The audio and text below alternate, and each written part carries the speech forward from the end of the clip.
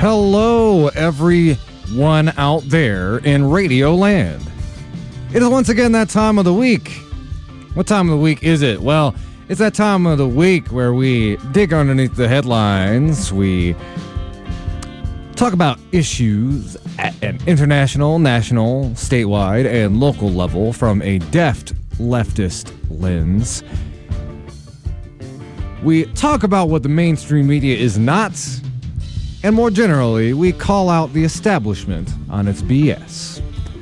This is the Hoodrat Strategist radio program. Now, as always, the following thoughts, views, and opinions are not necessarily those of 89.1 FM WIDR Kalamazoo or Western Michigan University, no matter how dope or insightful they may in fact turn out to be. So we got a lot to talk about on the show today. Some very important local issues. The first candidate forum was yesterday. We're going to be talking a little bit about the folks who are running for mayor. We've got a lot of issues to talk about involving climate change. It's always a fun issue to talk about, isn't it? Yeah, woo! It's the end of the world, isn't it? Isn't it just a barrel of laughs? I guess if you have a sense of humor similar to the Joker, it would. We have a special report from our former co-host with the Mo-host, Norah Getz. She's going to be talking a little bit about the recent LGBTQ presidential forum that just went down.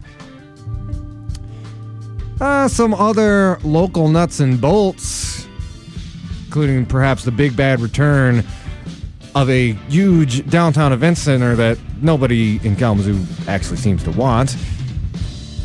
Well, no working class person really seems to want. And, you know what? Why don't we start the show with the $1 million hot button issue?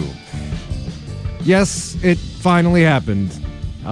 Believe it or not, the Democrats actually did a thing. Oh, wow. Now, there's a few layers to this, and we're going to be unpacking them. I'm going to be drawing a lot from an Intercept article that really is probably the best analysis of this that I have seen. It's very wonky, talks about a lot of insider DC politics, and most importantly, talks about the way public pressure works on elected representatives. And that's part of the reason I wanted to draw from that particular article. But, you know, let's be pretty clear about something else, too. There is also a more blasé, a more pointed response to this. And this was shared by a friend of mine. It's from a Twitter handle called Mutant Head. And I'm just going to read it, and I think it just sums it up. Make no mistake, there was no impeachment when he was destroying the environment, putting brown kids in cages, banning Muslims, encouraging Nazis, or letting poor people die from treatable illnesses. All it took was for him to attack a rich white person's rich white son. Yeah. And I think look, there are, let's be clear, there are, it's, at least according to the letter of the law, it's pretty bad to try to strong-arm a foreign country into digging up dirt on a political rival. Granted, it's not necessarily above the pale of both former Republican and Democratic presidents. But, you know, let's be clear. Even going beyond the outrageous, just moral infractions of this administration, he's been committing legally impeachable offenses from the get. And I do literally mean offenses that are written in, like, they are in the Constitution, or they are in the letter of congressional law as things that should lead to impeachment. I'm thinking most, what comes to mind most is the emoluments clause, which basically says you shouldn't have a financial conflict of interest if you're a sitting president. Incitement to violence. There's also that article dealing with senility and wacky behavior. But yeah, he's already done an array of impeachable offenses. I really got to say, anybody who's, depending on the system for salvation from Trump, I hate to tell you this, but you're kind of a chump. because, again, if the law actually worked the way it was supposed to, it was written for people, the highest echelons of power, Trump would have been impeached literally on his first day of office. So let's just keep it on that. And the fact that it has this foreign, quote-unquote, treason angle, that's the only thing that both these Democrats and Republicans seem to be willing to pursue. Now, we've had so many discussions over the last few years on this show about, potential impeachment, how Russiagate works, both from a propagandist standpoint and functionally. But I do want to kind of give a reminder, sum up one of the points that we made on the show a lot, which is the reason they were so heavy on Russiagate and why they, this Ukrainian angle is important now, is because when we're talking about violating emoluments clause, that kind of, nuts and bolts corruption that happens so often in Washington, part of the reason, and let's be real honest here, is that, I don't think the Democrats and the fellow Republicans would really want to set that precedent for impeaching a president for enriching himself, because honestly, that's kind of the way that Washington works, between all the lobbyists and the, paid to play representatives we have in Congress. So those are some important things to really, don't get too excited. Don't praise the Democrats for this.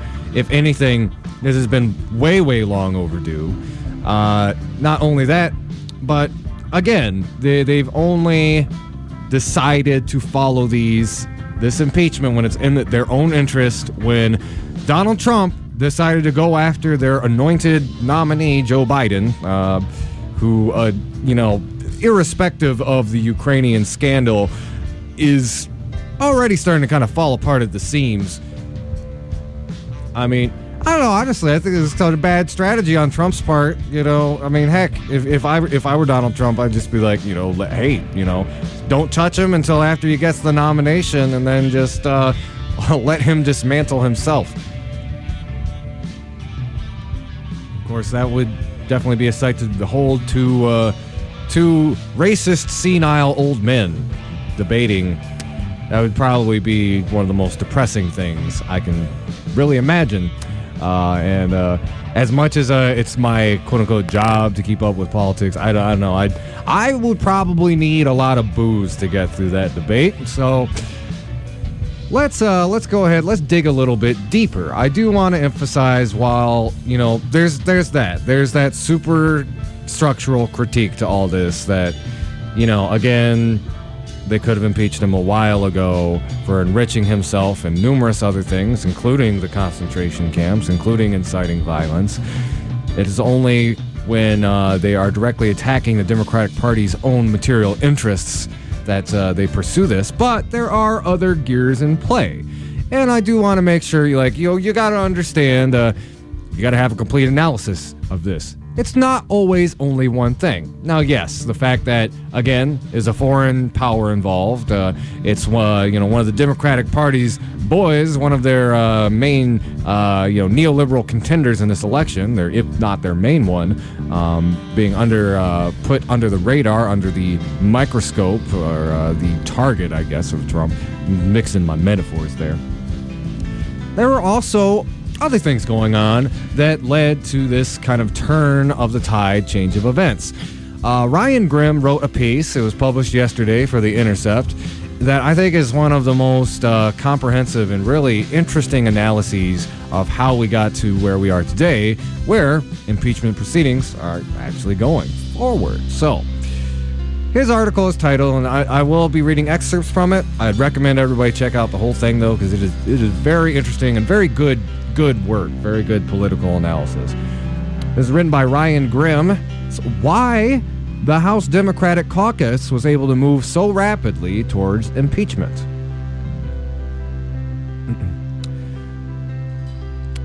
So I'm going to go down here a little bit, but he explains kind of the political environment in Washington.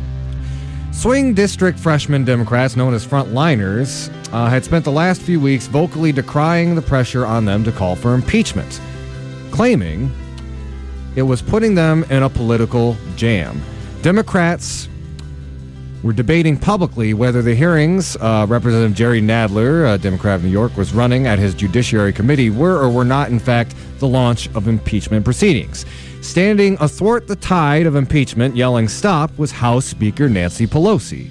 It wasn't her fault that the process had become a fiasco, Pelosi told her colleagues in one meeting. In her opinion, Nadler this is again, you can find a video of it. It's pretty out there.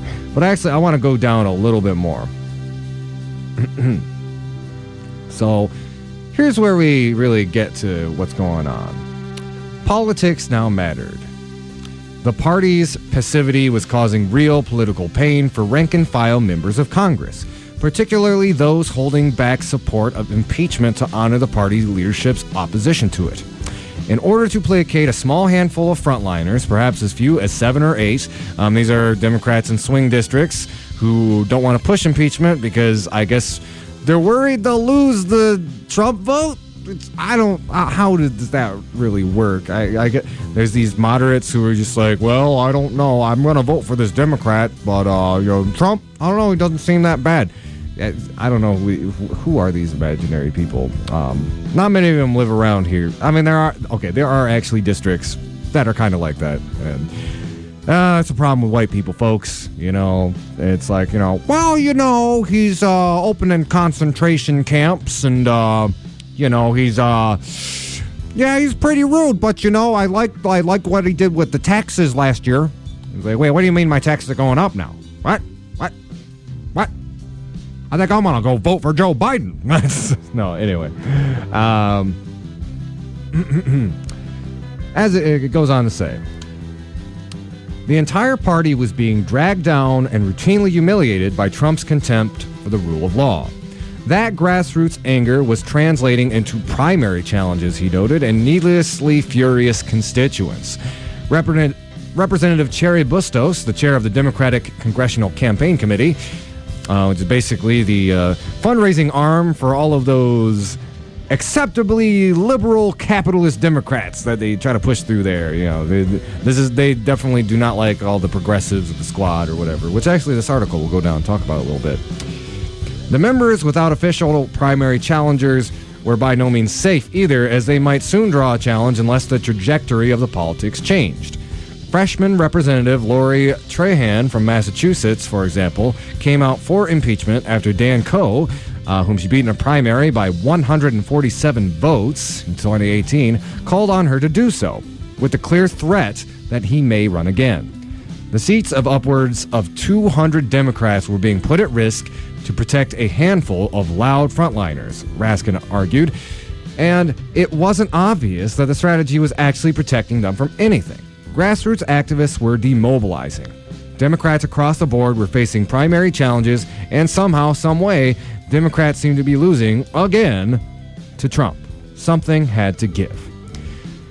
That something came later that night in the form of Washington Post scoop about a whistleblower complaint from a member of the U.S. intelligence community about a promise Trump had made to a foreign leader. And I will read this because if you don't know the whole context of this, it does kind of describe it. On Thursday evening, the Post reported that the country involved was Ukraine. From there, it didn't take long to piece together what happened, capped off with confessions of both Trump and his attorney, Rudy Giuliani, the bagman for the operation. Trump had demanded that, in exchange for U.S. aid, the new Ukrainian president investigate links between then Vice President Joe Biden, his son Hunter Biden, and a scandal that involves the firing of a prosecutor and a natural gas company, on whose board Hunter was paid handsomely to sit. So that is some genuine corruption there. The affair itself is not what it appears. By getting the prosecutor fired, Biden probably hurt Hunter's company more than anything, but it looks bad enough. Indeed, Hunter Biden had no skills to offer the natural gas company other than his appearance of an ability to influence his father, whether he did so or not. Trump clearly saw leveraging it as his advantage in the 2020 election. The news had landed like a bomb in a Democratic caucus that was already ready to explode. Calls to impeach Trump rained down from the party's left flank and its presidential candidates.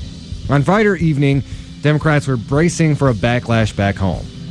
It's going to be a brutal weekend for a lot of people, especially those who haven't spoken for impeachment, one Democrat predicted.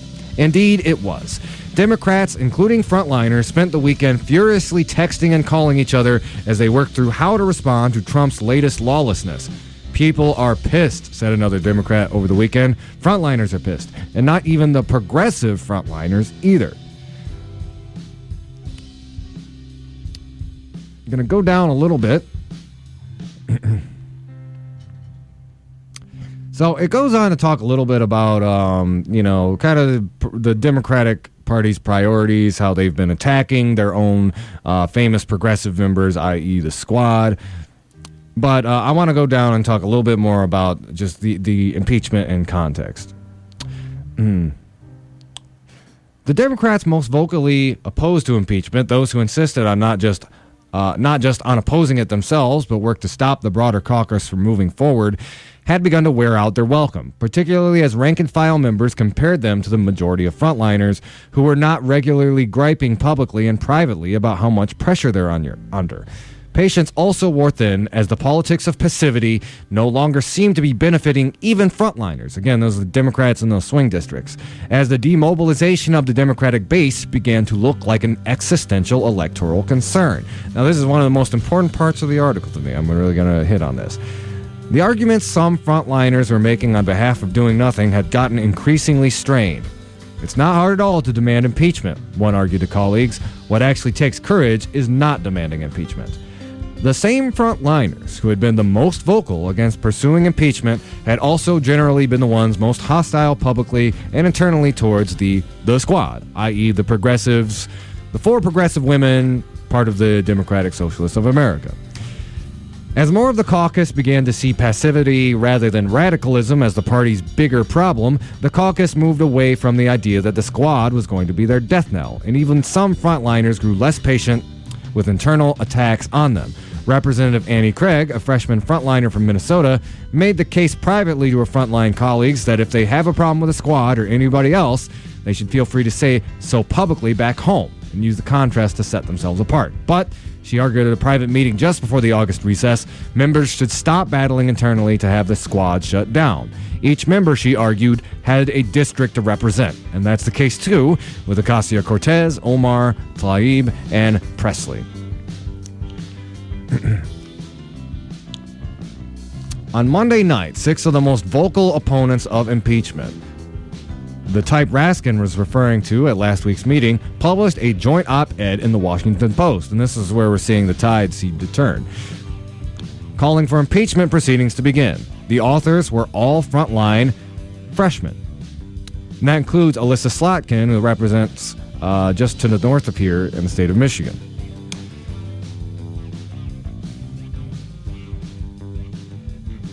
In recent months, Democratic leaders deploying polling paid for by the DCCC have rained data down on House Democrats, repeatedly making the case that voters didn't care about impeachment one way or the other, that it was unpopular in swing districts, and that the election will be decided next November by the state of the economy.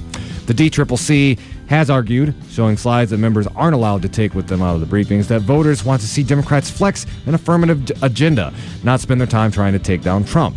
Yet even before Democrats launched an impeachment inquiry on Tuesday, media coverage was dominated by talk of impeachment anyway, and members were being confronted by angry constituents in their home districts. I want to take a quick aside. Something that this doesn't really talk about, and I think needs to be noted, is sometimes people conflate a little bit about, progressive Democrats and impeachment, saying, they kind of a one-to-one thing where, they're against impeachment because they want to focus on the issues. One of the most vocal supporters of impeachment has been Rashida Tlaib. And, one of the first things she did after she got in was basically print an op-ed in the Washington Post about the case for impeachment. And again, going back to things like the nuts and bolts, the emoluments clause, the terrible things he's done as far as concentration camps, et cetera, et cetera. All of these things that are, outside of what the main calls for impeachment have been with among most of these establishment Democrats have all been based on Russiagate, which basically turned out to be a paper tiger at best. With this, what you're getting is, this is a legit conflict of interest with a foreign power. It doesn't have all of the, build up and let down of Russiagate, but it has a real concrete impeachable offense going on, trying to influence a foreign power to get dirt on a political rival. This is able to unite the progressives' call for impeachment with a tangible crime, a tangible real crime that establishment Democrats can get behind. So that's kind of my own analysis, but I wanted to go in and say, and this is really one of the most important parts of the article to me. Even if polls say that majorities in swing districts would prefer Democrats legislate and cooperate rather than focus on impeachment, those numbers don't tell the whole story. First, they ignore intensity. As the most active Democrats, the ones who show up to town halls and knock on doors are also the most likely to be supportive of impeachment. And, this is a big thing. Democrats really shooting themselves in the foot by being so lackluster on this because this is their own base. And I'm talking about the establishment base. I'm talking about the progressive base. They all want impeachment. Of course, this is speaking to me. I'm somebody outside of the Democratic Party, but this is just what I see interacting with local area activists and organizers and door knockers who are still involved with the Democratic Party. They are also the most likely to be in support of impeachment, and winning them over has major re-election advantages, while angering them comes with downsides. A senior aide to one frontline Democrat who came out for impeachment earlier in the summer said that doing so had minimized the pain that so many others felt over recess. August would have been really painful if we hadn't done it. The surface level polling also doesn't answer the question of what the consequences of impeachment would be. A commonly held reservation among Democrats who are wary of impeachment comes down to its political implications. Would impeaching Trump simply help re-elect him by galvanizing his supporters? And since the Senate will acquit him, why bother? That concern, argue impeachment supporters, misunderstands the way impeachment would be perceived publicly, and perhaps more importantly, how failing to impeach appears to voters. All of the Democrats' talk about scandal and corruption, absent impeachment, seems like mere partisan bickering, whereas taking concrete action sends a signal to voters that there's more to it.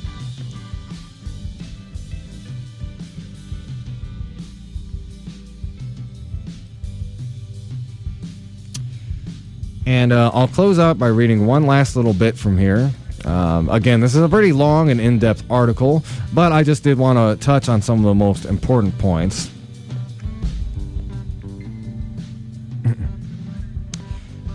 Just kind of caps off with this. If impeachment was ripened by the sunshine of insurgent primaries, the sudden movement forward threatens to wilt those challenges. Opponents who'd been blasting incumbents for being too soft on Trump needed to tweak their messages in a way that drained it of some energy.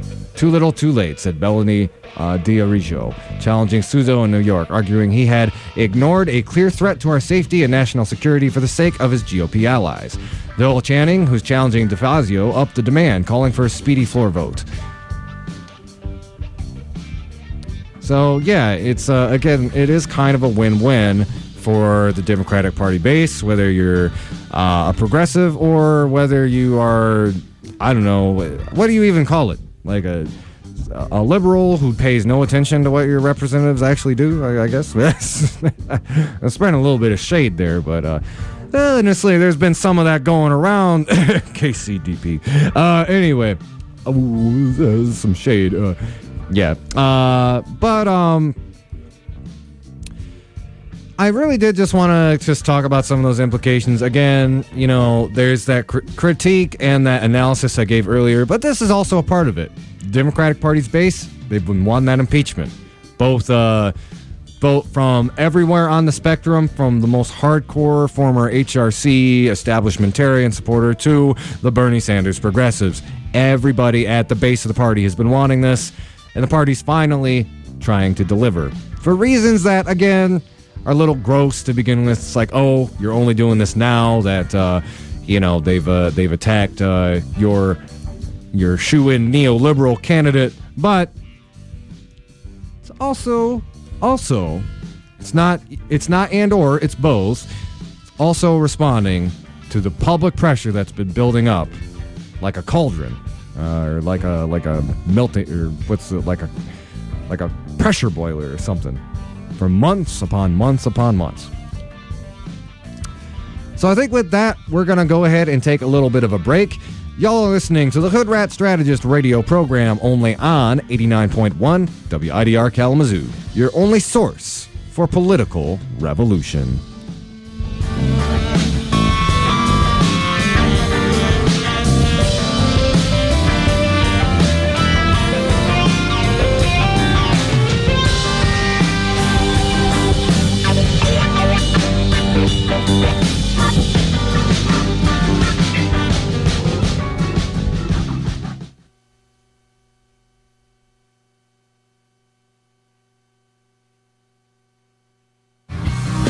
Hi, I'm Casey. Hey, I'm Jeff. And I'm Dave. We're Porcupine, and you're listening to WIDR 89.1 in Kalamazoo. Thank you very much. Hey, talking in there. Oh, you're on. Voting is important. From deciding Kalamazoo's best drunk food to picking the fan favorite for Wider's Battle of the Bands, voting allows people to voice their opinions and change their world. To vote for offices such as mayors, senators, and the president takes a little more than a link to a Google Forms survey. Before you vote, you have to register. This can be done in person, by mail, and, in many states, online. For more information, you can point your favorite web browser to vote.gov.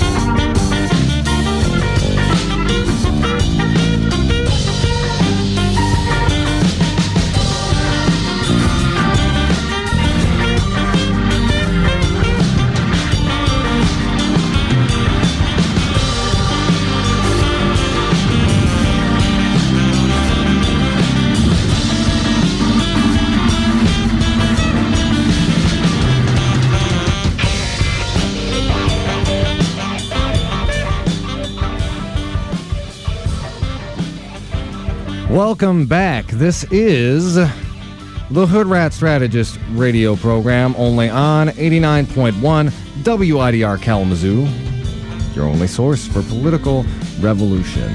So now that we're back, wanted to shift back to the local level. And this is actually a statewide issue. I wanted to just throw this out there real quick. This comes from the Michigan Immigrant Rights Center.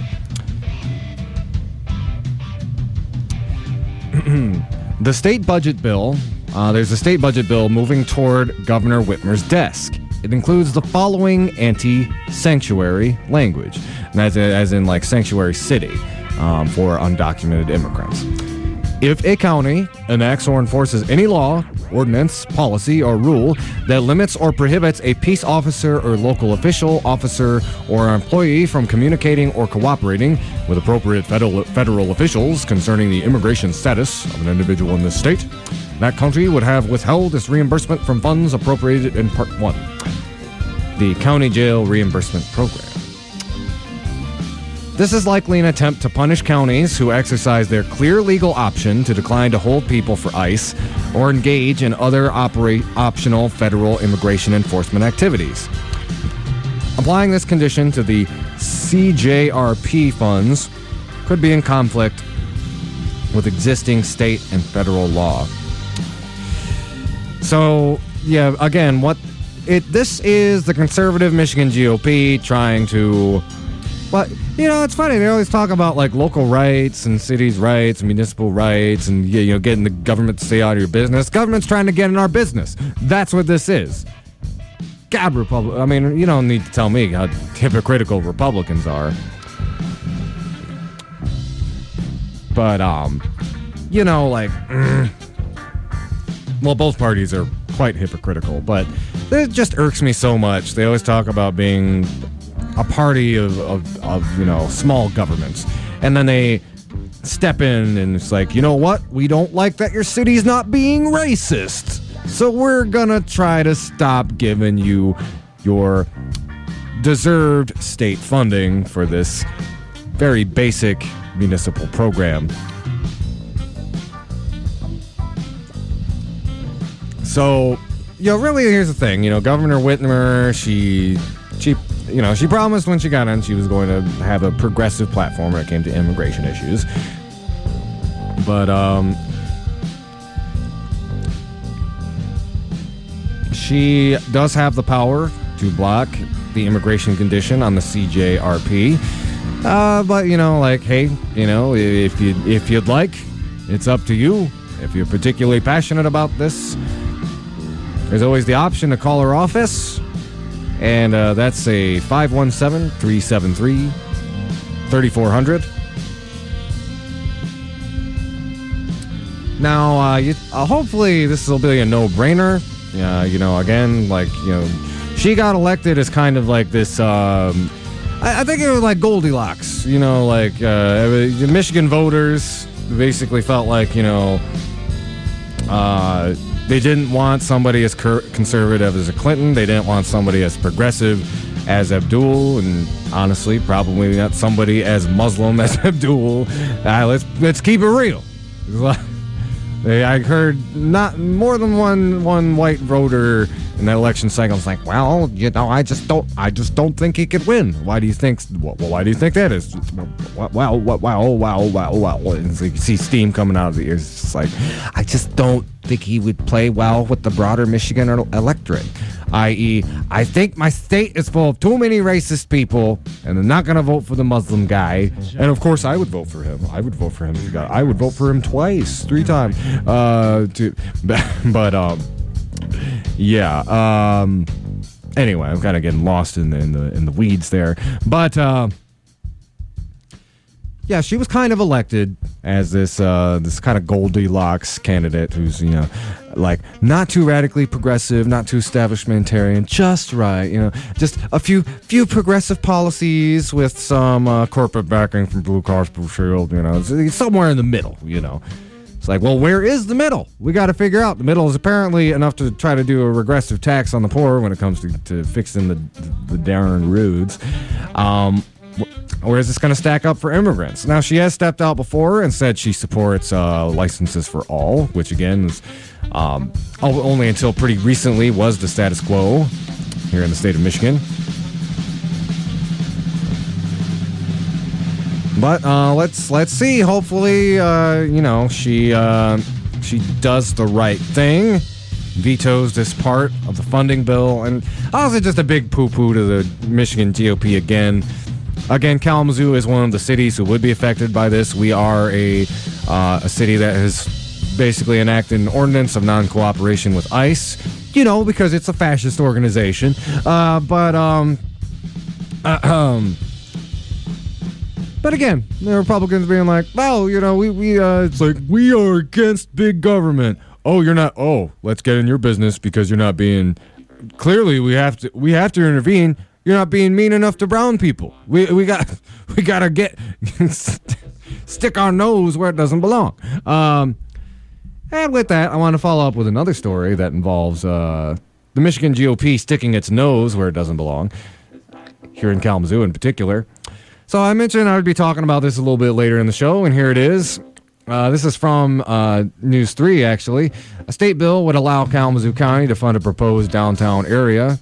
And you know what? I'll give my voice a rest real quick, and we'll go ahead and do the video. This is from Michael Kraftkick. I'm not sure how to pronounce, actually. But I'll play the audio version of this, and then I'll come back and talk about it.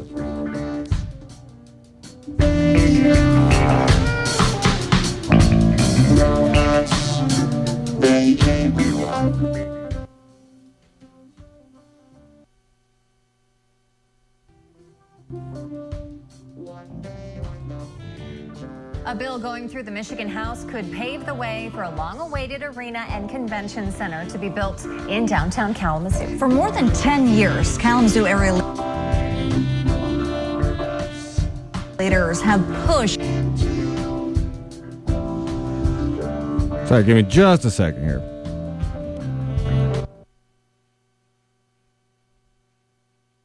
For the arena, but could never get the public on board. News Channel 3's Mike Kravsik is live from the proposed arena site with details of this new plan. Mike?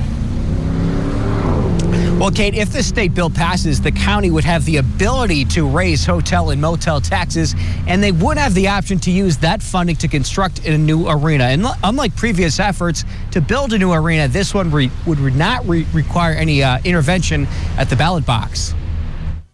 There's new life for an arena project in Kalamazoo. Overall, if we could put in a modern arena that would increase the visibility of the city, that sounds like a good thing. State Rep Brendt Iden of Kalamazoo County recently proposed a bill that would give Metro... For some context, Iden is the representative kind of over in the Oshtemo and parts of Portage area. areas the size of Kalamazoo County the ability to nearly double the hotel-motel tax. According to the county treasurer's office, the move could generate an additional $2.3 million a year. The money could be used $2.3 million a year. Keep that number in mind. To build an arena and convention center. This is a structure that already exists within the state, and I'd like to give the This is Brendt Iden speaking right now. county ability to move forward with the project if that's what they desire. Public opinion will likely determine whether or not this proposal ever gets off the ground. But back in February, when county commissioners talked about using a restaurant and beverage tax to fund the new arena, they say constituents largely said they did not want any taxpayer dollars going toward the project. Proponents say the tax should come from people using hotels and motels. It's kind of more of a user tax that way, and maybe to some extent spares the local community the burden of funding it. The proposed $110 million, 6,000-seat arena could be built on a parcel owned by Western Michigan University. It's on the corner of Northwestnage and West Kalamazoo Avenue. WMU President Edward Montgomery says it's too early to say whether the university would operate the arena. There are lots of steps between where they are now and any arena project, let alone any. By the way, this is the voice of Ed Montgomery, our university's current president. Connection to WMU and what they would own or not own. County Commission Chairperson Julie Rogers says Commission has yet to discuss this proposal. Meanwhile, Iden says he's confident this bill will get in front of a committee in a couple of weeks, and he thinks the governor will sign this into law before the end of the year. Reporting live in downtown Kalamazoo, Mike Kravsik, News Channel 3.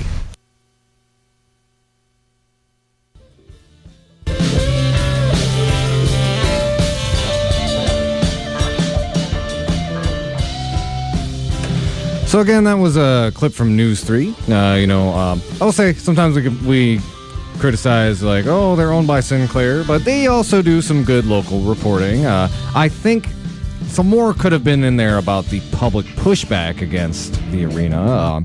Wasn't just because of the food and beverage tax. Let's talk about this a little bit more in depth.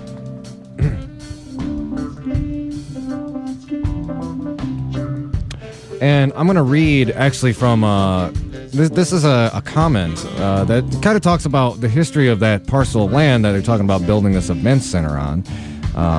The area was cleared to make way for the Arcadia Commons West, part of the plan for the unfinished Arcadia Creek project. The residents of Stewart were promised that Arcadia Commons West, a mixed-use residential commercial development, would be a boon to the city. Provide badly needed tax revenue and restore the link between the Stewart neighborhood and the downtown. While the land was taken and removed from the tax rolls, that promised development never occurred, and instead plans were made for the aforementioned projects, which will benefit a few stakeholders at the expense of our community. The residents of the city are being treated as an extractive resource for the benefits of a few.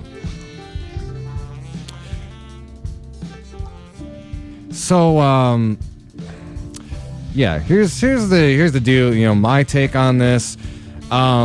These kind of event centers tend to be, honestly, far more trouble than they're worth. And I particularly loathe these schemes where you're using tax money to build up an event center that is going to be used by private interests.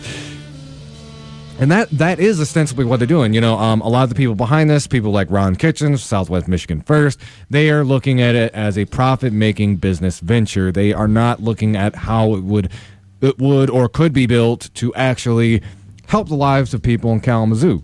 So, two takes on this. There are actually ways to develop an event center that are beneficial to the community. I want you to turn your eyes to the west, across the Lake Michigan, Green Bay, Wisconsin. Green Bay is famous for having a stadium that is actually owned and operated by the community. It's kind of a one-of-a-kind model, and again, the stadium is actually owned by the city and by the people, by the citizens. All of the money it generates goes right back into the community. And it is actually a pretty good model for how to have one of these big event centers, in the middle of downtown. There's a lot to think about as far as, if it's owned by the city, if it's owned cooperatively by the people, you're probably going to see higher wages, especially if you run an event center kind of like a workers' cooperative. And again, if it's city-owned, all of that money that it generates is going directly back into the city rather than into the pockets of private enterprise that basically will say, it's like, oh, yeah, we'll use this to create jobs. They will use it to create a few dozen low-paying jobs that, maybe some folks in the Stewart neighborhood, North Side, downtown area will be able to get, but again, not really pay enough for, maybe a living wage. That's my prediction anyway. Now let's again go back to the number, $2.3 million. $2.3 million to build an event center that is poised to be owned by private interests that will profit them and give a pittance back to the community in the form of low-wage jobs and really create a hell of a lot of problems. Tremendous traffic congestion. There will be a lot of auxiliary costs to having an event center in the middle of downtown that will be passed down to the taxpayers of Kalamazoo. And let's bottom line it.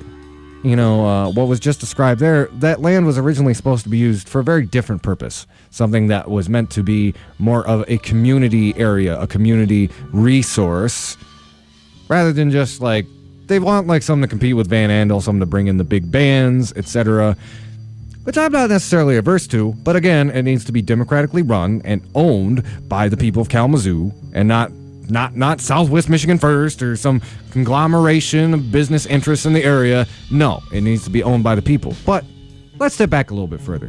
Why do we even need an event center? What else could be used? Or how else could that land be used? Especially $2.3 million. Do we want to impose a hotel tax? Why not? How should we use that hotel tax? Should we use it to build an event center? Or should we use it to build affordable housing? Should we use it to build an event center? Or should we use it to, help fund a community healthcare project? Could we use that money to help fund a citizens land bank? Again, that's just off the top of my head. There are so many other things that, if this tax is enacted, that I would think would be way better ways to spend that money than to just build another event center. And, by the way, we already have one. Sprinkle Road. It's the Wing Stadium. That exists in this town. Now, is it a top-tier area? Not necessarily. The acoustics aren't that great. It does occasionally bring in headlining acts, though. Bob Dylan. Back in the 70s and 80s, it brought in big headliners. People like David Bowie used to play at Wing Stadium. Why can't that happen again? I mean, again, there is competition directly to the north of Van Andel Arena. But honestly, wouldn't it, cost less money and be better for the community if one maybe spent a little bit renovating it? Maybe, maybe the city could buy back Wing Stadium, make that municipally run, operated by people in the community. You might say, oh, it's not downtown. Well, hey, if you had a better public transportation system, that would alleviate a lot of the problem as well. Just a couple of ideas. So again, We already have an event center. Figure out a way to make it better and more accessible. 2, $2.3 million from a hotel tax could be used for much better things. Much, much better things. Affordable housing comes to mind. And Brendt Iden, again, another example of Republican hypocrisy, wants to increase taxes and basically tell our city what to do. People have spoken. They don't really want an event center downtown. They want that space to be used for something else. You know what? Impose a tax or don't. But I can think of dozens and dozens and dozens of better things that money could be spent on. So I think with that, I'm going to switch gears real quick. We're going to go kind of to the national level. The international level, if you will. I'm going to close out this hour by playing a clip. For those of you who don't know, especially maybe some of the younger students who are just starting to get radicalized by our program this year, I want to talk a little bit about Roger Waters. What does he have to do with radical politics? Well, let me explain. Roger Waters was a co-founder of Pink Floyd, which if you are a student here at Western, I'm sure at least 5 out of 10 of you have like the Dark Side of the Moon poster up in your dorm rooms right now. What is Roger Waters up to today? Well, he's become a very outspoken political activist.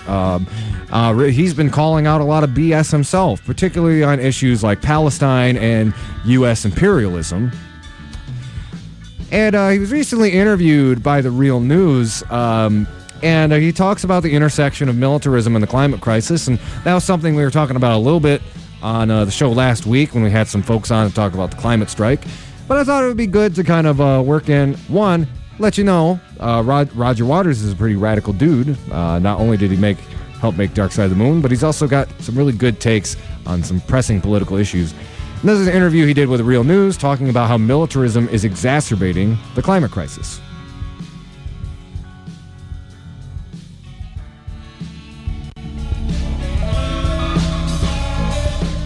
Dimitri Lascaris reporting for the Real News Network from Herald Square in Manhattan. I'm here today with legendary musician Roger Waters, also known widely around the world for his peace activism and his activism for human rights. We are here for the people's mobilization against the U.S. war machine and to save the planet. Thank you very much for joining us, Roger. No, it's all.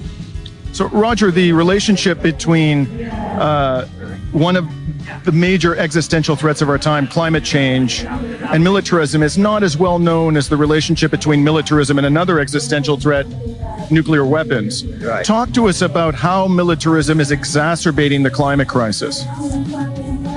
Well, I mean, one thing that the military does really, really efficiently is pump carbon dioxide into the atmosphere. I believe that the U.S. military is responsible for some enormous percentage of the emissions all over the world.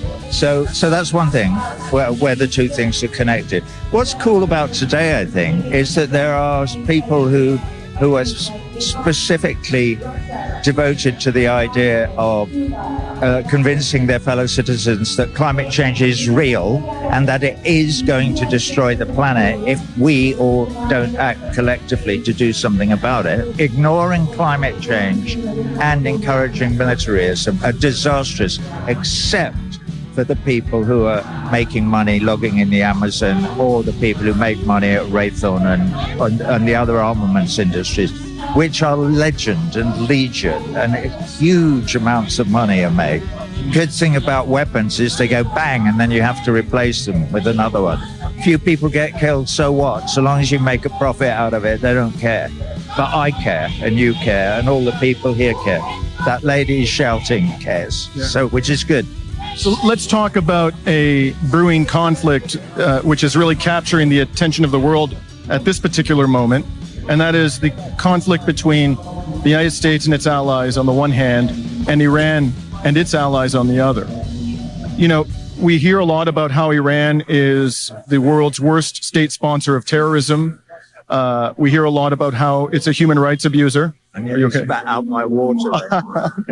So, well, I'm interested to know why. And I really, what I'm particularly... Nonsense, obviously. No, Iran isn't. This is just a story that's been made up by the Israelis and the Americans in order to create more confusion and conflict in the Middle East. And also, if possible, at the behest of the Israeli government, to get America to wage war upon Iran in order to blunt Iran's influence in the Middle East, because it's a big country, lots of people.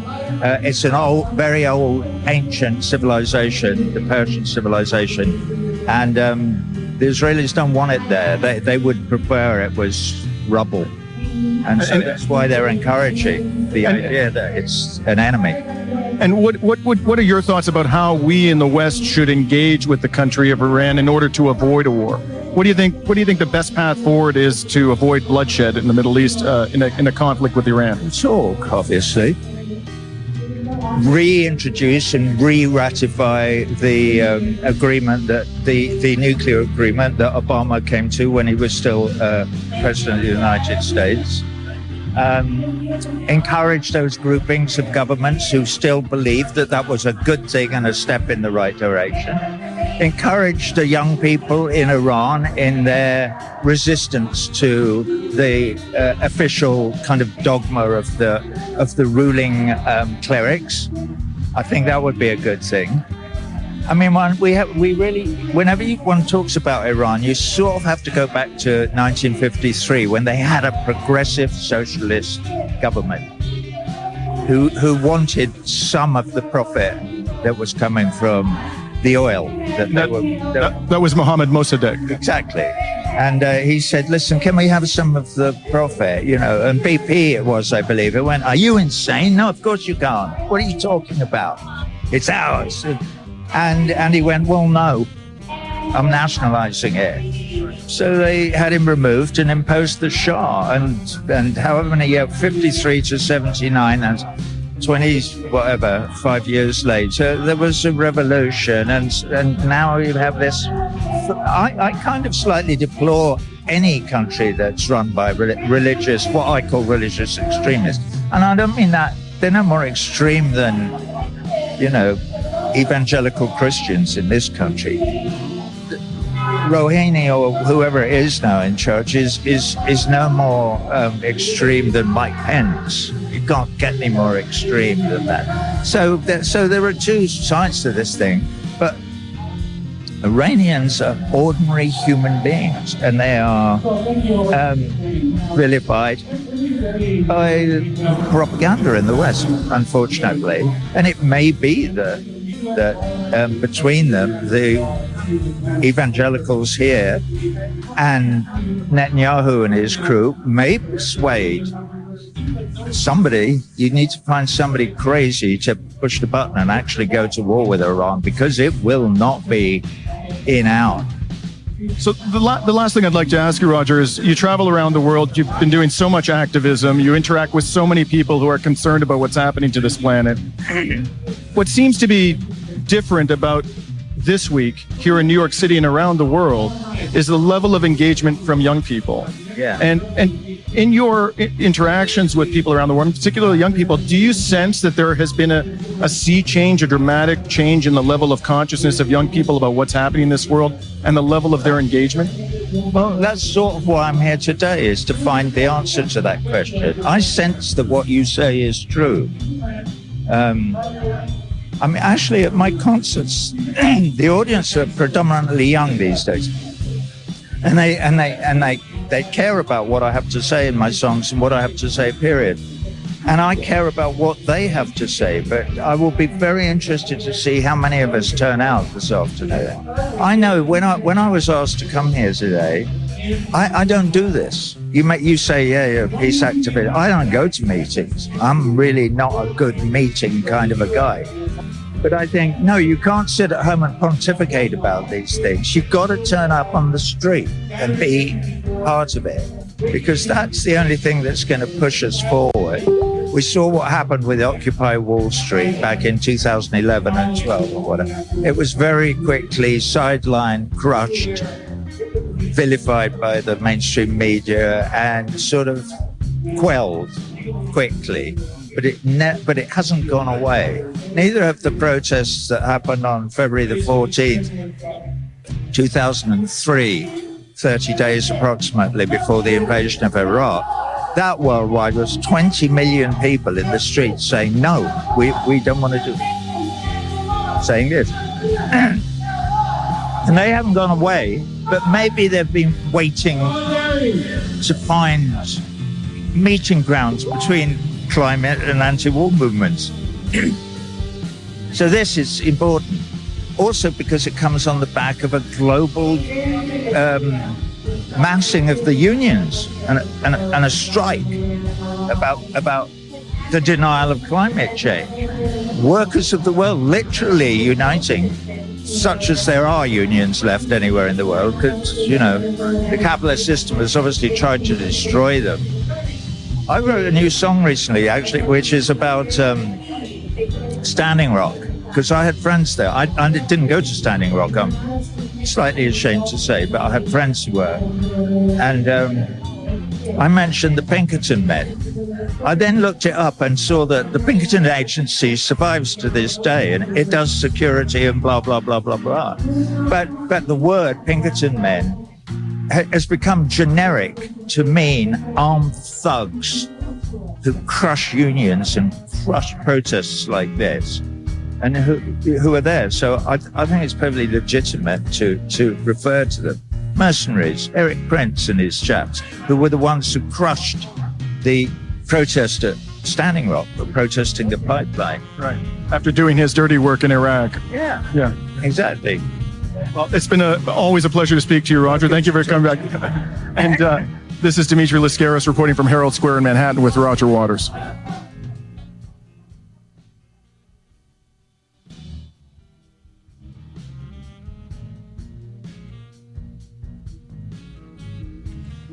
All right. So I think with that, we're going to go to a quick break. Come back. We'll spend some time talking about the climate crisis. Always a cheerful topic. Although we actually are going to be presenting an article from Science News that actually does have some good and bad news. Try to give y'all just a little bit of hope. Goodness. Anyway, y'all listening to the Hoodrat Strategist radio program only on 89.1 WIDR Kalamazoo, your only source for political revolution.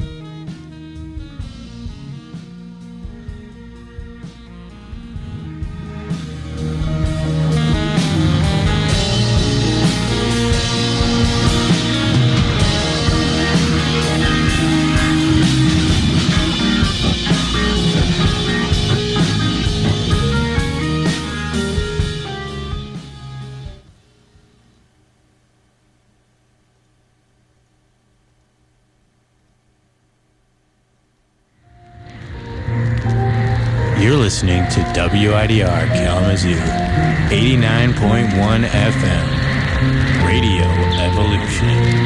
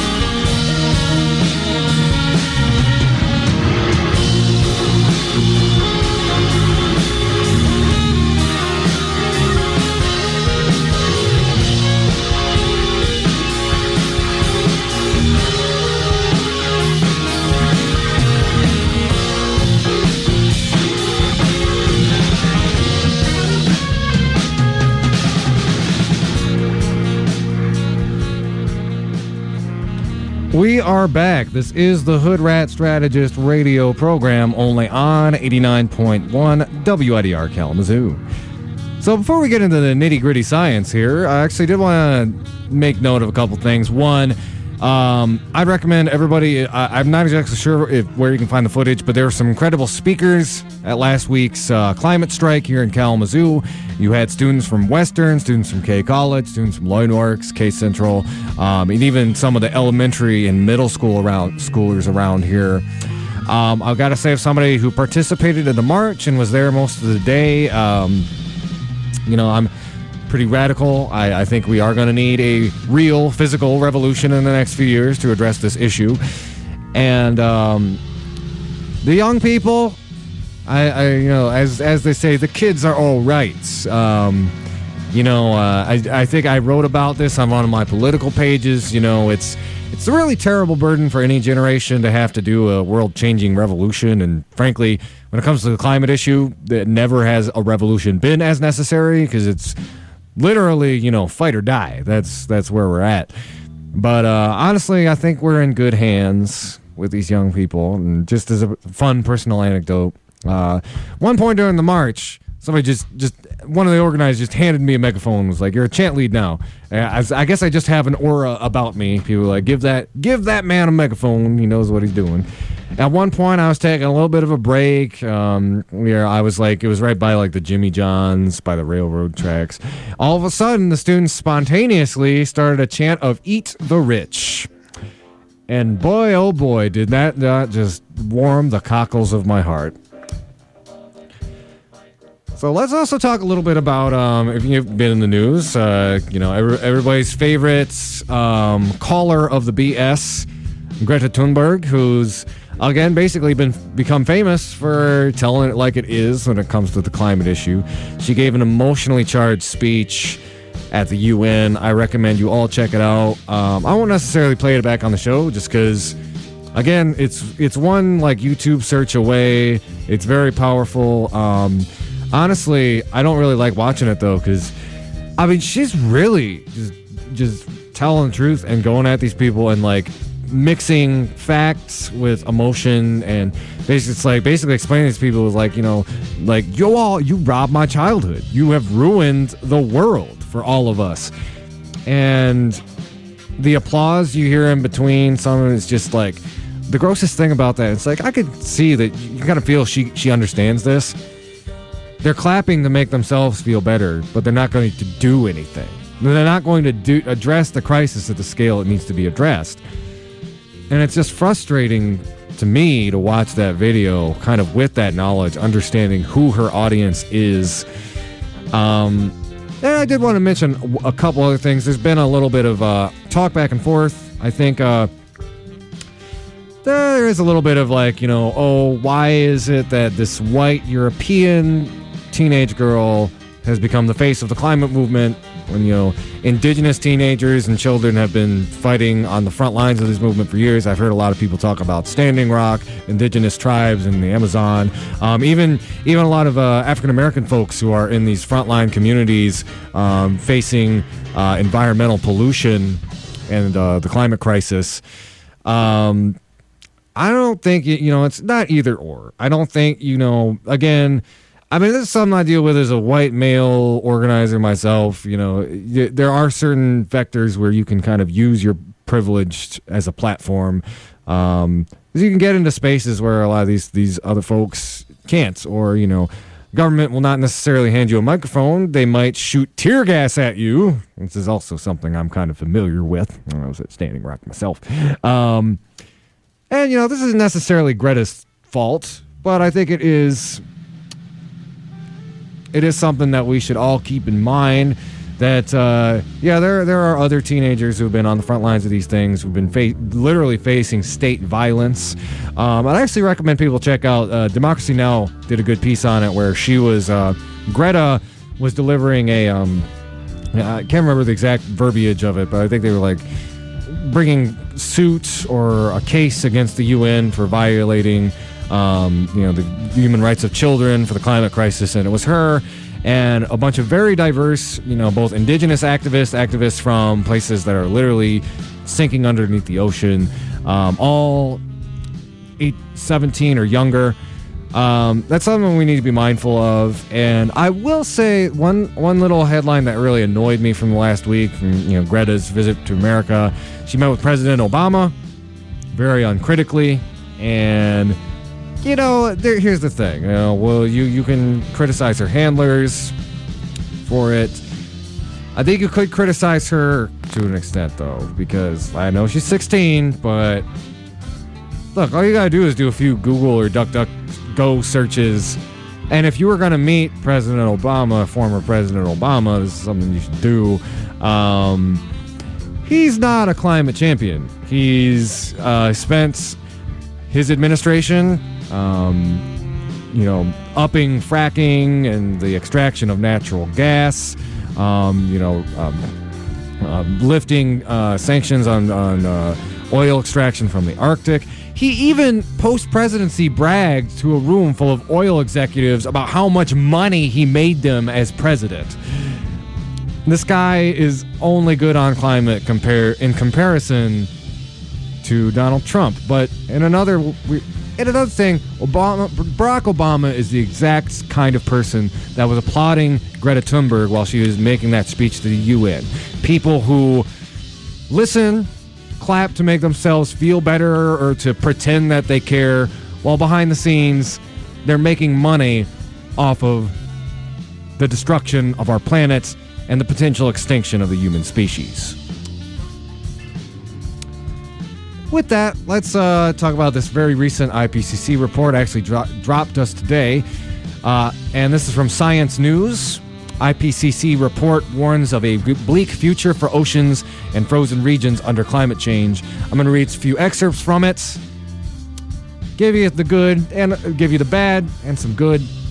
But I just want to break down, here's some facts for you.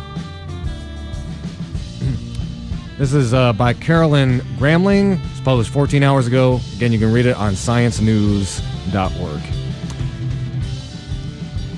Since 1993, the rate of warming in the oceans has more than doubled. Scientists report in a new study by the UN Intergovernmental Panel on Climate Change. Melting of the two great ice sheets blanketing Greenland and West Antarctica is speeding up as well, accelerating sea level rise. And West Antarctica's glaciers may already be so unstable that they are past the point of no return. The consequences for nature and humanity are sweeping and severe. Co Barrett, IPCC Vice Chair and Head of Research of the National Oceanic and Atmospheric Administration, said at a news conference September 24th. Rising seas are already threatening low-level coastal areas that today are home to 680 million people, about 10% of the world's population. The September 25th release of a summary of the report coincided with the UN Climate Action Summit in New York City, and it has come amongst a surge of global protests, climate strikes, and calls for nations around the world to dramatically curb greenhouse gas emissions. Such action can't come too soon, scientists say. Already, warming oceans are yielding fewer fish and are fueling more intense, rainier tropical storms. Ocean heat waves are increasing, threatening corals and other sea life. Greenland and the West Antarctica ice sheet are rapidly shedding ice, accelerating sea level rise to a rate of 3.5 millimeters per year. And Arctic sea ice continues to dwindle. Minimum sea ice extent in 2019 tied with 2007 and 2016, according to data released by the National Snow and Ice Data Center on September 23rd. That's the second lowest extent on satellite record after 2012. The ocean has largely been left out of the discussion on climate, says Becca Disclair, Senior Director of Arctic Programs for the Ocean Conservancy in Bellingham, Washington, who was not involved with the IPCC study. The new report emphasizes the need to slash emissions and do it quickly, or these impacts highlighted in the report will quickly become irreversible. My hope is that seeing all of these impacts in one place can highlight the need for action. The report is one of several special reports focusing on the latest science on specific aspects of climate change that the IPCC releases in between its large, sweeping assessments. Since the IPCC's fifth assessment report came out in 2013, scientists have learned a great deal about the impacts of absorbing atmospheric carbon dioxide on the oceans and their denizens, as well as in coastal areas, says Sarah Cooley, director of the Ocean Conservancy's Ocean Acidification Program in Washington, D.C. For this new report, 104 scientists from 36 countries evaluated 6,981 studies to determine the impact on the world's oceans and ice-covered regions. While the IPCC report rings an alarm bell, there is hope, says climate scientist Ove Hoag Goldberg, who heads the Global Change Institute at the University of Queensland in Australia. She says there are 5 ocean-related activities that may help slow warming. 1. Build offshore wind farms and other ocean-based renewable energy to shift away from dependence on fossil fuels. 2. Eliminate carbon emissions from the shipping industry. 3. Restore coastal ecosystems such as mangroves and salt marshes, which not only store carbon but also provide myriad benefits, including serving as buffers against tropical storms, filtering pollutants, and providing habitat for fish and other wildlife. 4. Harvest more ocean-based protein sources, which have a much lower carbon footprint than any land-based animal protein. And 5. Store carbon in the seafloor, which theoretically has high potential for mitigating greenhouse gas emissions, but also has a lot of uncertainty in terms of its environmental impact. So I encourage you, there's more in the article. That's in Science News. Again, IPCC report warns of a bleak future for oceans and frozen regions under climate change. So I want to take a moment. I'm going to look it up real quick. So I was at the I was at the Edison neighborhood panel last night, and I wanted to talk a little bit about basically how was my take on it, particularly the mayor's race. Some of you may know I have a bit of a conflict of interest when it comes to the city commission race. Won't talk about that on air, but I did want to talk a little bit about the mayor's race. There's a new contender. Hold on here. Thought I had the video pulled up for this, but there was a new contender in the race, and I'll be pulling up their name in just a second. So what I'm going to do real quick, I'm going to play their opening statements. There were 4 of them up there. Corey Smith was absent for some reason. I'm not sure exactly why he couldn't be there.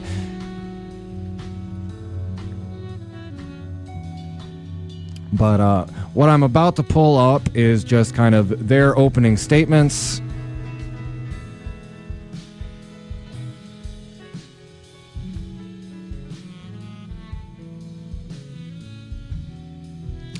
And, so we'll play this clip. This is from M Live. And this is kind of just some of the stuff they had to say, and I'm going to talk a little bit about my own take here.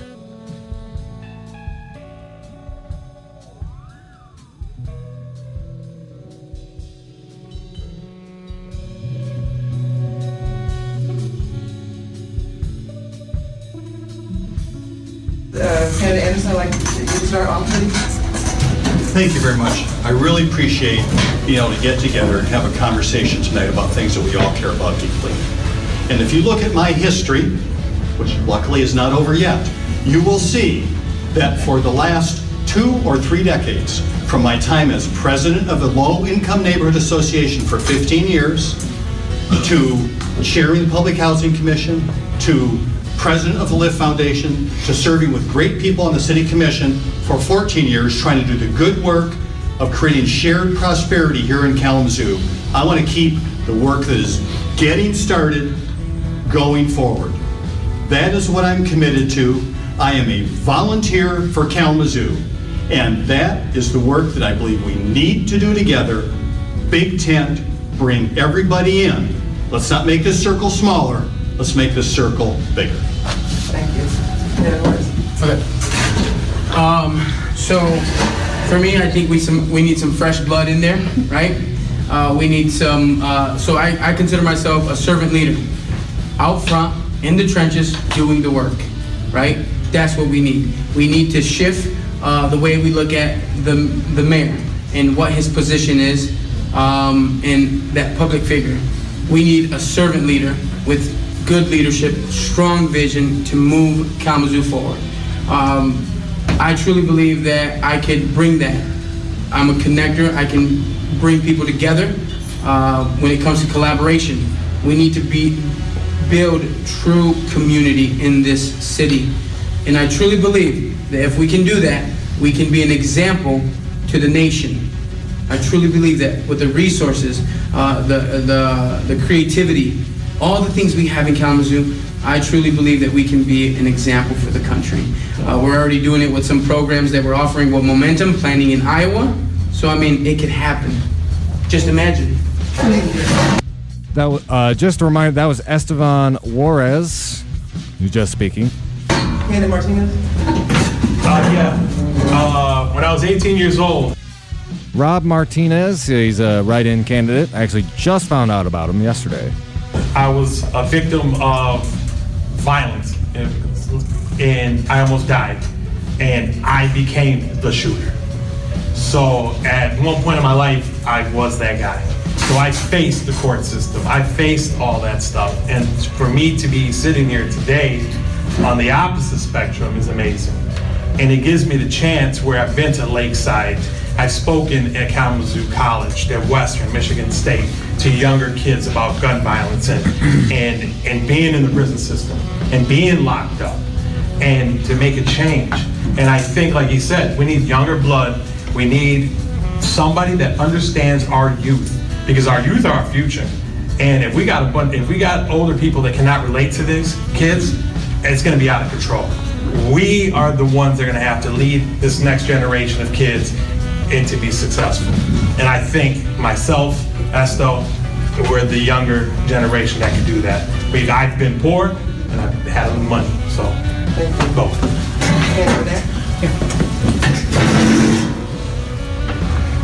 I'm running for this seat because I think we need something different. We need to have a mayor who believes in listening to people and having conversations. That's why the campaign that my team and I are running is about outreach. We have, I was looking at the numbers the other day, we have contacted at the door literally tens of thousands of people. And we always start that conversation with, what is it that you would like to see the city change to make your life better? That defines why I'm running. I believe that the reason the city government exists is to make the lives of residents better. And we need to find out how to do that. How can we create better jobs? How can we create a cleaner environment? How can we get rid of discrimination? How can we create safer communities? And how can we create a better Kalamazoo? Thank you.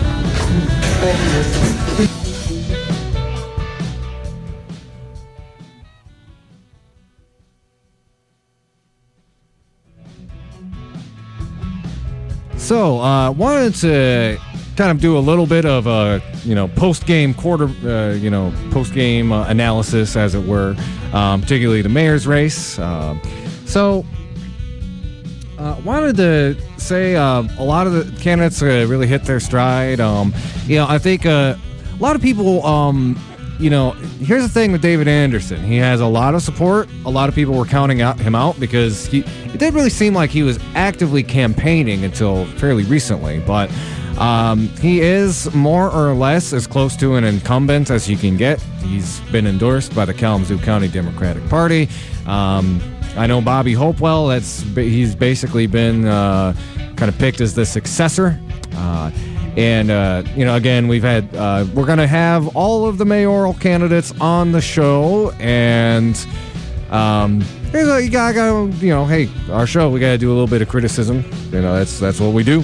I will say, Esteban started out a little shaky, but by the end of the night, he really got into some fiery speech. I think you could say the same thing about Banak.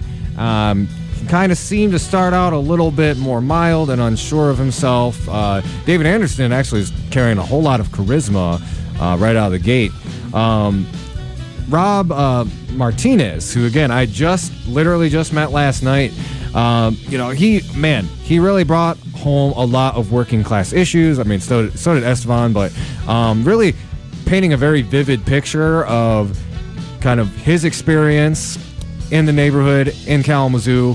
I will say a couple things, and I'm going to kind of frame it around like the last question. So the last question that was asked of the mayors was kind of this multi-tiered question, several questions actually. I'm recalling them from memory, but here's the ones that all of them were asked at the end of the night. Whether they'd support a progressive wealth tax, whether they would support publicly funded elections, whether they would support a people's land bank. I think there was, and whether they supported a ward system, which again, it would mean that our elections would be broken down. So instead of city commissioners running to get every vote in the city, they would basically run in one particular district or neighborhood. It would allow for basically better representation in the city government across neighborhoods. As it stands now, there's nobody in the city government from Edison. There's nobody in the city government from Vine. There's nobody in the city government from... well, actually, those are the two working class neighborhoods I can think of. And then Winchell is overrepresented because there are people who live there have more income. They have more money to run campaigns like this.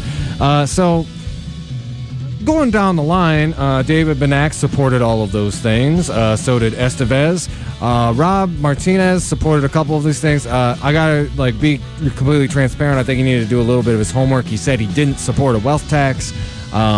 Which I find a little problematic because, again, I think taxing the rich, I'm all about that. You know, they need to pay their fair share of taxes, you know. David Anderson. Oh, man. So here's the thing. The whole rest of the night, he was really charismatic. He relied a lot on his experience. Talked a lot about how he's solved concrete problems in the city at points, and I've been one of the most critical people of David Anderson out here organizing. So at certain points of the night, I was really with him. It's like, yep, he's making some good points.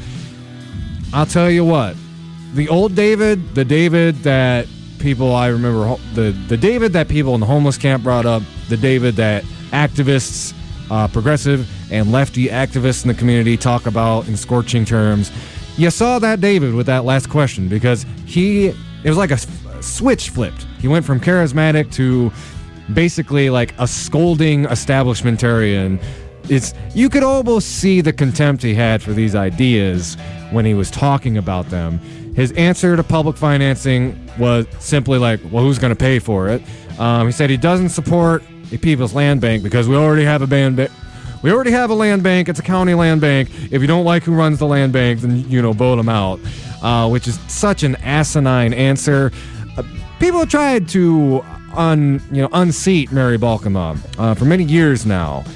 And the problems with the land bank are not just Mary Balkema. It is set up in a way, and I think even if it had certain Democrat, unseat them or whatnot, it would still be set up in such a way to work with the local capitalists, to work with local wealthy interests to get the kind of land usage they want. It is only through a people's land bank that you get something that is democratically controlled by the people, bought and owned and operated by working people, turned around back to public use. And then perhaps most galling to me was his answer to the ward system.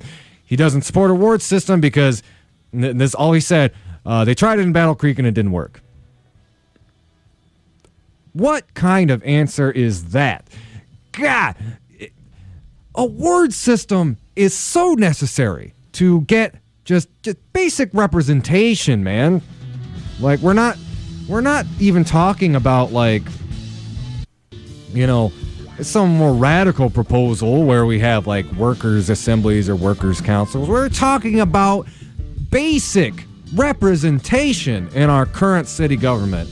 And his only answer to it is the city next door, they've had problems with it. What kind of problems? What went wrong in Battle Creek? Can you give us an analysis, Mr. Anderson, why it worked wrong there? No. Well, of course he could. Because it is not in his interest to make a city that is more representative. And I mean, the stupid thing about it to me is anybody in that room could have pulled out their smartphone, just Googled successful ward systems, and they would have gotten dozens of results. But no, because apparently there's problems with Battle Creek, we can't do it here. We shouldn't do it here. Now, on a baseline, you say it's like, oh, he hasn't done his homework. I would say no. I think he is diametrically opposed to a award system. And it's not that he hasn't done his homework. Or, David Anderson is, of course, a very intelligent policymaker. It's that, he doesn't want a award system. Because the people who wanted him to run, the people who he is going to represent, do not want a award system in the city of Kalamazoo. So anyway, that was my take on the mayoral chunk of yesterday's forum. And when we get to the activist calendar, there's a lot more coming up next week, and we'll tell you all about those. So anyway, this is the Hoodrat Strategist radio program, only on 89.1 WIDR Kalamazoo, your only source for political revolution. When we come back, we've got some reporting from Norah Getz that we're going to bring you. Until then, keep it dial-locked.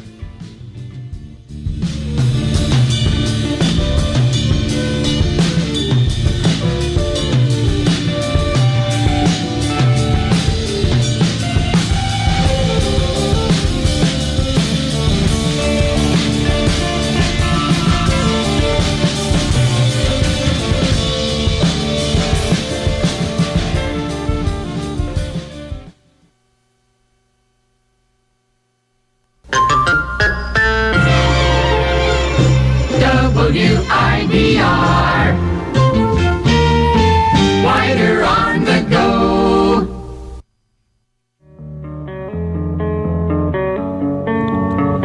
It may not be apparent, but hunger is a rather prominent issue amongst the student body of Western. The Invisible Need Project is a multifaceted initiative that's aimed to help struggling students. Every 2 weeks, generous people donate their food to the pantry located in the Fawn Student Service buildings or other drop-off locations. All you need to do is grab a reusable bag and grab whatever food you need to help sustain yourself. If anyone's unsure when their next meal will be, or if you have a little extra food you'd be willing to donate, the food pantry is your place. If you're looking to help donate, become a volunteer, or just learn more, call 269-387-4742 or email dosa-inp@wmich.edu for details.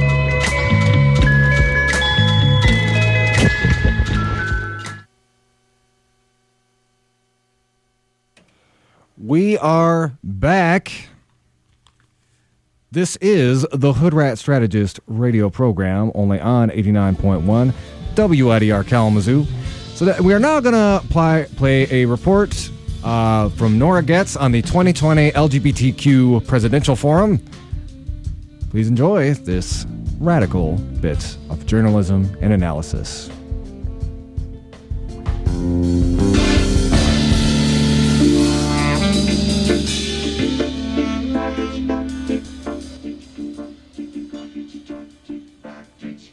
Overall, I felt that this forum was a little bit disappointing, and I say that for a few reasons. The main reason is because I was expecting it to be more of a debate than a forum, and because of that, we didn't really get to hear much of the other candidates try to hold each other accountable and make sure they were actually answering some of the questions that were being asked by the moderators. Instead, it was more of a one-to-one discussion between a rotating set of monitors in each one of the presidential candidates. And what I found to be just as significant as who was there was who wasn't there. Now, Bernie Sanders, Andrew Yang, and Beto O'Rourke, none of them were able to make this for...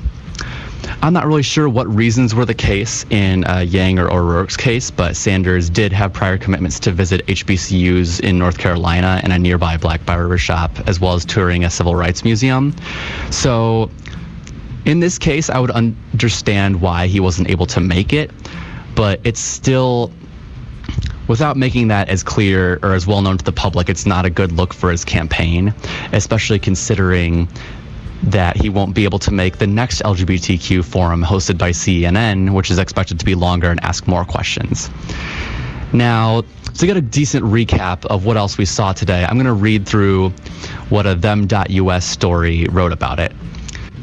Friday's forum was a chance for candidates in one of the most crowded races in history to distinguish themselves before Democratic voters, especially in an era where LGBTQ plus Americans are under increasing attack by the Trump administration, which appears hell-bent on rolling back nearly all recent advancements in federal policy protections. Actress Angelica Ross of Pose and American Horror Story kicked off the night with the passionate speech of the violence facing trans people of color. And I think it was really significant, personally, that they had trans woman of color host a presidential forum, which is certainly unprecedented. To go back to the article, the night offered some cringeworthy moments as well, most notably when Lenz challenged former Vice President Joe Biden on his record of supporting anti-LGBTQ policies like Don't Ask, Don't Tell, and referred to Mike Pence as a decent guy despite Pence's unusually targeted homophobic record. Biden seemed to snap at the moderator, sarcastically responding, "You're a lovely person." Later, Lenz tweeted Biden dryly told her, "You're a real sweetheart," as the two exited the stage. Goes to show that Joe Biden's just as creepy as he's ever been towards women. But back to the article again.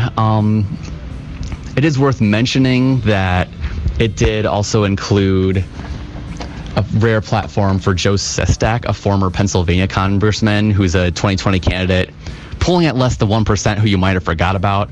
But, don't worry about that. He kind of didn't have a good performance anyways. And no LGBT political forum would be complete without some form of protest. As Senator Amy Klobuchar stood to respond to a question about gun violence posed by a Pulse survivor, Brandon Wolf, a protester began shouting, "End FOSTA-SESTA, protect trans sex workers." Online, many used the LGBTQ forum hashtag to ask whether the candidates would be questioned on decriminalizing sex work or their views on potentially repealing FOSTA-SESTA, federal regulation that has increased rampant online censorship, while advocates say forcing sex workers into increasingly unsafe conditions by no longer allowing them to advertise on the internet. Every single one of the Democratic candidates who are currently serving in Congress voted in favor for the law, which worried advocates who argue that sex workers' rights is an LGBT issue. According to the 2015 U.S. Trans Survey, 12% of transgender people have done sex work for a living, and young queer people are 2 to 10 times as likely to be incarcerated on prostitution charges than their heterosexual peers. The stars of the night were arguably Warren, Booker, and Buttigieg, though me personally, I would say that Julian Castro did a surprisingly well performance as well.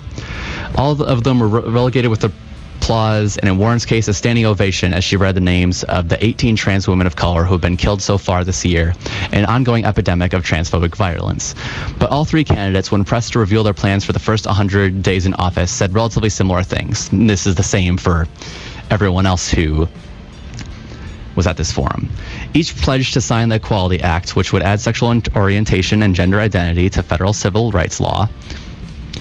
Each emphasized the importance of appointing a cabinet capable of making strides in various realms, with Booker, for example, noting that he would appoint an attorney general who would fight for LGBT equality in the courts. But each candidate also took their own tack in terms of resonating with LGBTQ voters. When Stafford questioned Buttigieg, the first viable openly gay presidential candidate, about the FDA's longstanding ban on gay and bisexual male blood donors, Buttigieg highlighted the awkwardness he faces, the first U.S. president not allowed to donate blood even in the event of a U.S. crisis. Booker verged on flirting with Stafford, lifting off the ground a bear hug that laced the usual stiff handshake and left the moderator visibly blushing. And Warren likely became the first presidential candidate to ever mention the intersex community. Most candidates were challenged on their past records, with some revelations. Harris was asked whether trans voters should trust her, giving her record of arguing to deny trans health care in California prisons while serving as the state's attorney general just a few years ago. Harris reiterated previous apologies, explained as the attorney general she was tasked with arguing on the behalf of state interests in a way that did not always align with her personal beliefs, and offered Supreme Court testimony in defiance with the anti-LGBT voter referendum Prop 8 as evidence of her true colors. And I wanted to add that she also claimed that she didn't understand what the policy was on taking away trans health care in California jails and try to change it once she discovered what she was. But at the same time, it's kind of her job to know these things as a California attorney general, and just doesn't really pass the Snell test with me.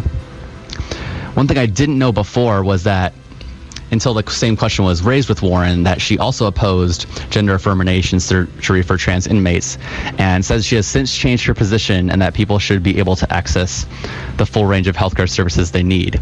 And I'm willing to trust Warren a bit more on this, because after that she specifically mentioned Medicare for all, which was surprisingly absent from all the participants in this forum, including from Tulsi Gabbard, which took me by surprise, considering how many issues within the trans community and the people at risk for contracting HIV would need better, fully comprehensive access to healthcare services. But props to her for being the only one to do that.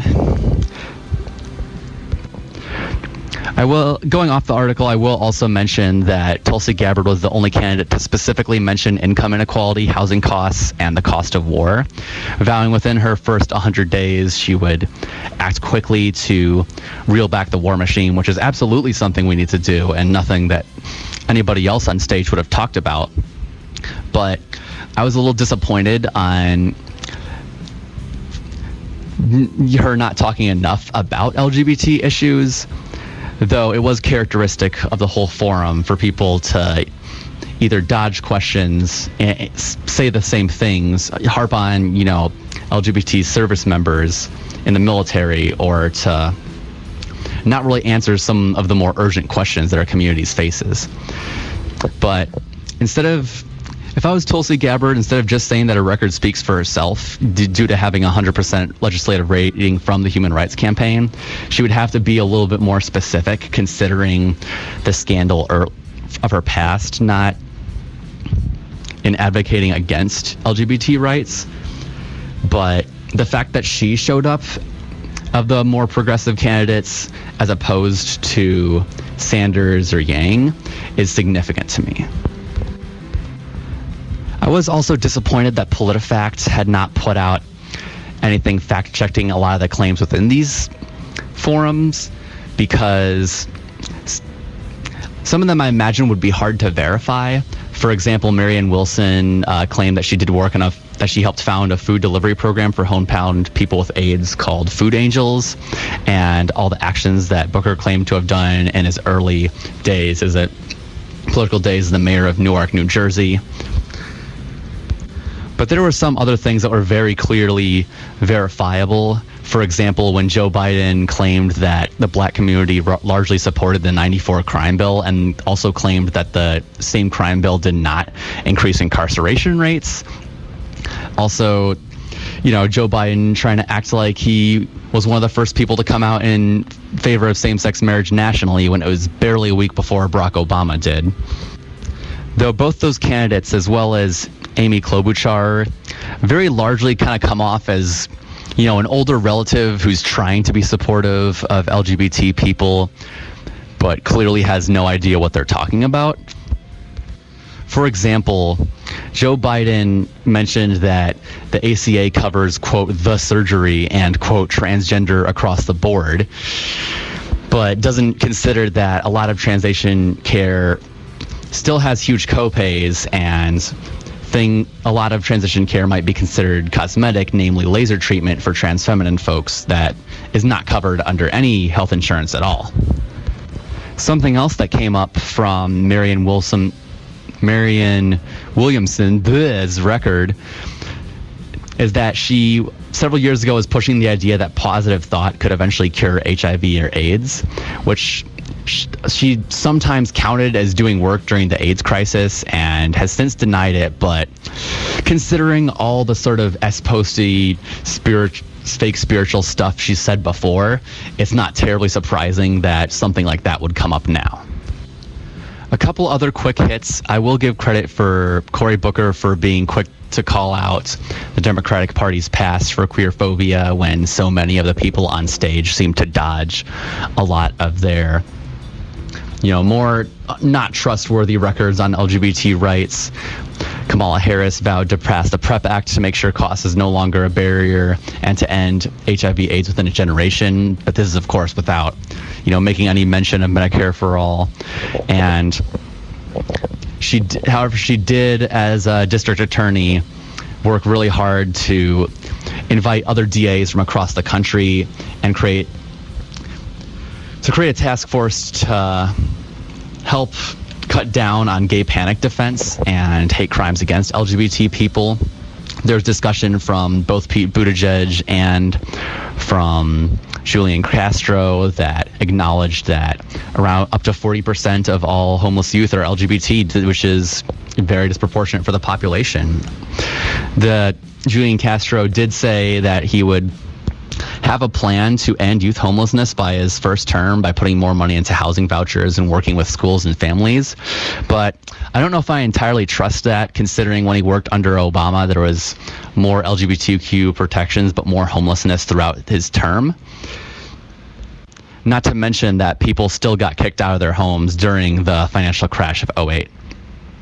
Julian Castro did, however, vow to create a task force to address violence against trans women of color and had very specific platform points on standing up for LGBTQ immigrants, and even called for a 21st century Marshall Plan for Central America, which is not something I would have expected from him.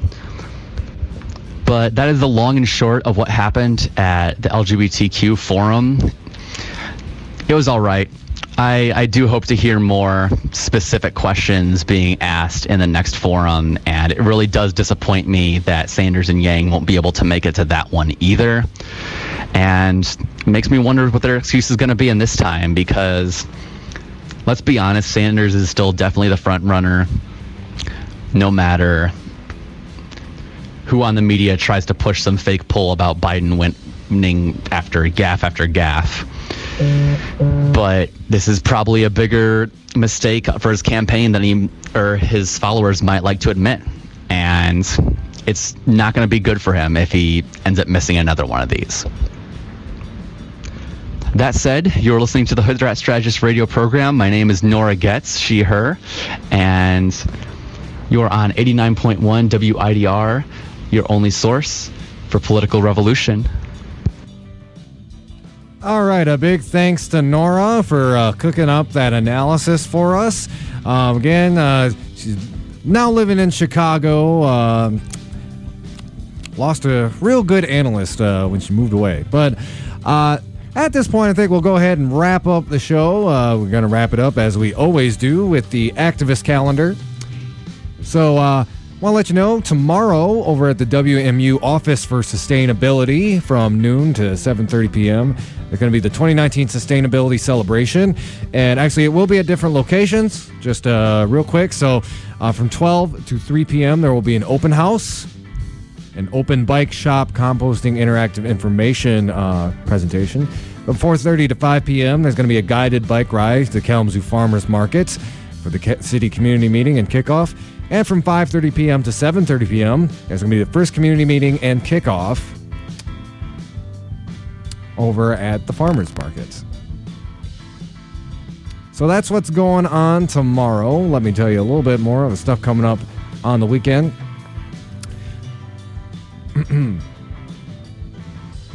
On Friday, September 27th, at 10:30 a.m. over at the WMU Office for Sustainability, there's going to be a presentation on public transportation in Kalamazoo.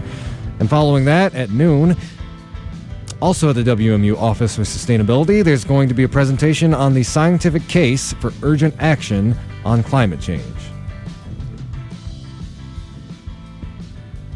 On Saturday, September 28th, the Boiling Point is hosting a flea market event. They're calling it the Flea Bitten Market. And that's going to be from 9 a.m. to 2 p.m. over at the Boiling Point, and that's 902 East Gull Road.